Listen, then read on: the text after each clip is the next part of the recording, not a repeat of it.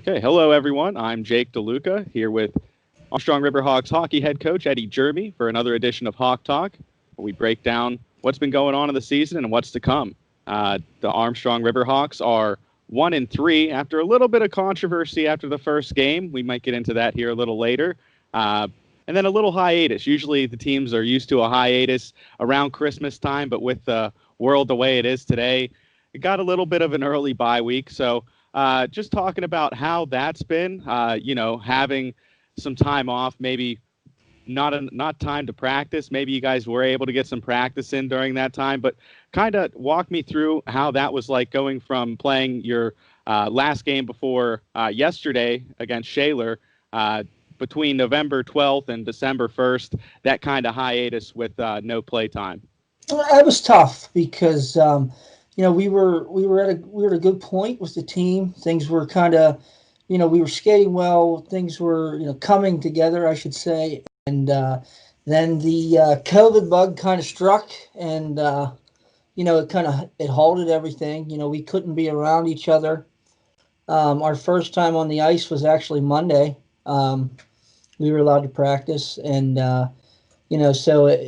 everybody getting back on the ice from not being allowed on the ice for 2 weeks. It was rough, but hopefully that is behind us. We don't have to deal with that as we move forward.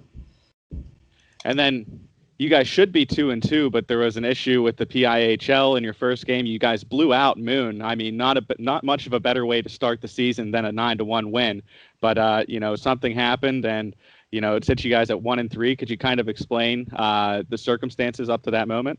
We had gotten confirmation from the team manager and everything that our roster was good an hour before the game. Played the game. Obviously, we played a very good game. Ended up winning 9-1. Then I get a phone call about midnight from my team manager. USA Hockey didn't improve our roster in time, so we played with an illegal roster. And PIHL, they took a look at everything and decided that would be a 1-0 forfeit. We tried to appeal and all that stuff, but they're pretty set in their ways with how they do things. And, so we had to take the loss, which, it's obviously not how we would have wanted it, but it is what it is, and you just kind of move on from it. And then you compound that with that layoff that we talked about just a moment ago. How's the feeling in the locker room? How are these guys doing with this strange season that we're going through right now? It's good. I think they're positive. I think they're a little frustrated because they know that they're better than what their record is. Maybe not getting some results that, we're out shooting teams, just kind of a little snake bitten right now. But, I think we got a nice division schedule coming up where if we take care of those games, ultimately, then that can put you back on the right track. So I think positive mindset, just got to play through the adversity. Good teams were able to come through that on the other side, and that's what we're hopefully be able to do. Yeah, and I'm excited to get back in the booth. I haven't called a game for you guys since the season opener at Moon that we talked about a little bit there. So, what's it going to mean to be back at the home ice, back at the Belmont, and performing? I don't know how many people or if there are even going to be people in the stands. Just walk me through what it's going to be like getting back on the home ice in a conference game here. Well, with the Belmont, you always, especially when you have home ice, you want teams coming into your building knowing that they're in for a tough night, and you never want to lose home games. You always wanted to put the 2 points in the bank when you have a home game. So the boys will be excited. They'll be, they like playing there. Obviously, to me, going back to when I played, and even still now, that's the best ice around. They enjoy. They know that rink. They know the boards. They know how things work. And, spectator-wise, you're allowed one per player. So at least they'll have somewhat of a fan base there. Hampton's tough. We played them early on, lost 5-4, started slow, and then really come on, but it was a little too late. So I think getting them on home ice I think the boys know that if they play the right way, then we should come out on top. And then since you guys are already familiar with their team, what do they like to do? How do they like to attack? And what are you expecting tomorrow here? They've got some size up front. They like to use it. They like to get pucks in deep and try to use their size. I think the advantage that we have is speed with them, but they like to get their big bodies in front. It's important that the defensemen take away time and space, take away sticks, make sure our goaltending sees the puck. But they'll be ready. They've beaten us once, so they know they can. So it's our job to come out and kind of set a tone from the beginning and try to pull one out, really. And then you guys have pretty equal scoring here through the first 4 games. And I mean, when you take away the 9-1, a lot of guys have a lot less points on the board. But that just goes to show you that you guys got a lot of players that can go out and get you points. What's been your main takeaway from you guys' ability to go out there and score so far this season? Well, the one thing that I was excited about going into the season was our depth. Our depth has been tested a little bit with some injuries. We've lost some key guys. Hunter Townsend broke his tibia. He's out for 8 weeks. Connor Morris has been out. He's able to start skating now, so he's a little bit of ways away, but he's coming back. And we just got Travis Lahanis back. But while they've been out, we've been able to get scoring from guys that have chipped in, even call-ups from the JV team. We don't want to have to rely on our big guns all the time.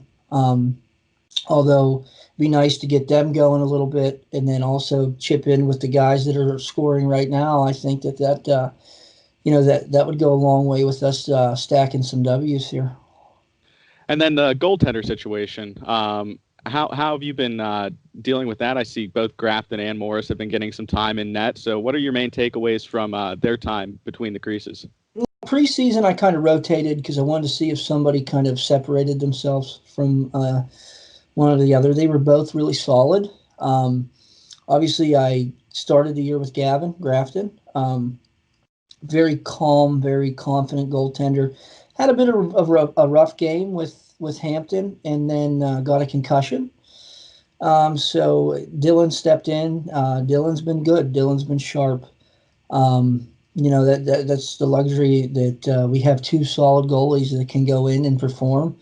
Going to go back to Gavin tomorrow night, kind of redemption. Let him go against Hampton and see where it goes. But competition's been good with them in practice. You can tell, but their off ice and on ice relationship is very good. They push one another, but they push one another in a good way.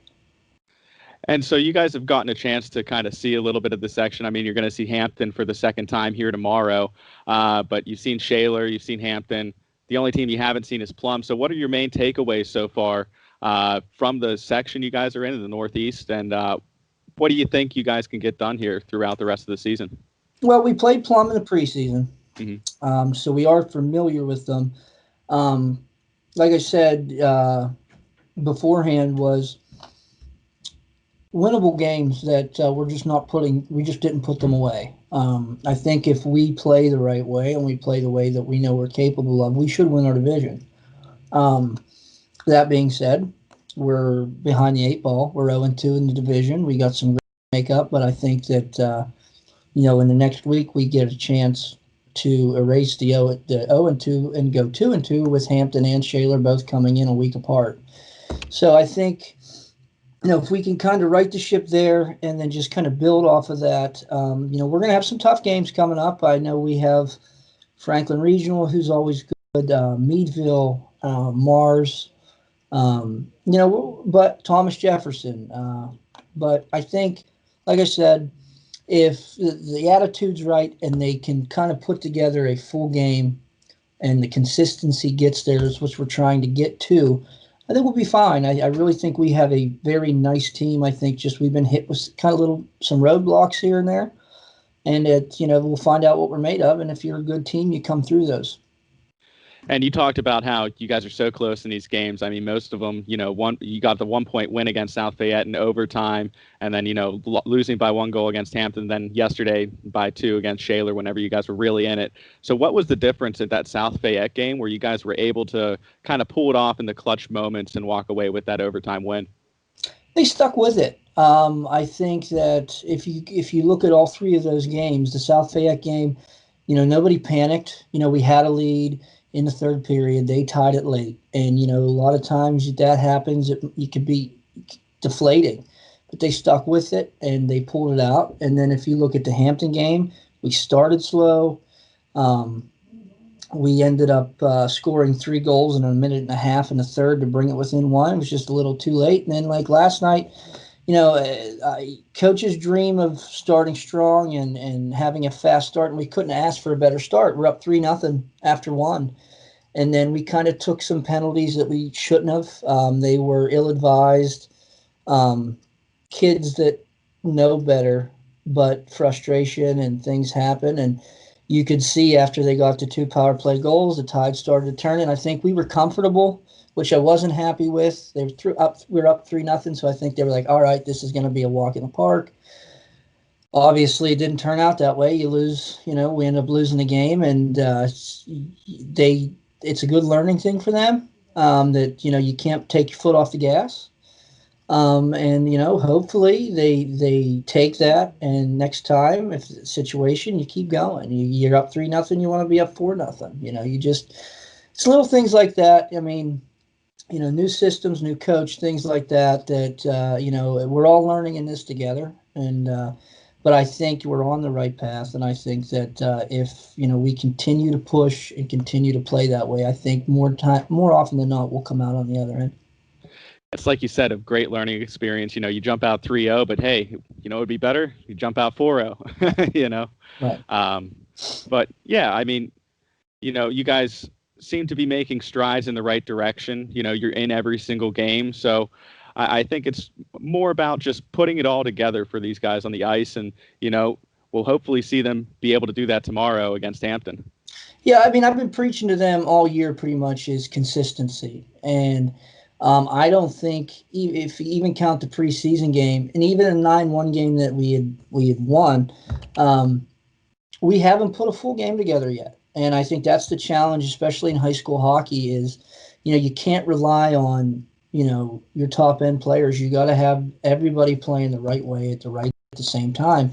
And I think we're getting there, but I think we're just not there yet. And I think, it's just keep, instilling the positive vibes and stuff with the kids and letting them know that they're close. And I think eventually they'll break through. And from what I've noticed watching high school hockey, teams generally have 2 top lines, but what makes a great team great is having that depth, having that third line and that fourth line that can come in and contribute. So throughout 4 games so far and practicing with these guys, what have you seen and how do you feel about your depth beyond the top 2 lines there?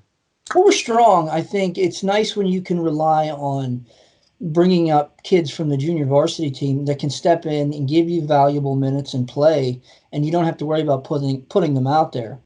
I think that, and we have some veteran kids that have been here that know how to play, and they're kind of like the rocks of the third and fourth line. And, like I said, that's the one thing I was most happy about once the roster was constructed after tryouts was the depth. And it's nice because you can put them in different situations, penalty kill situations, defensive zone face-offs at the end of the game. You don't have to run your top 2 lines and get them tired before the third period. You can roll your lines and then when you do need them, you have them, they're fresh.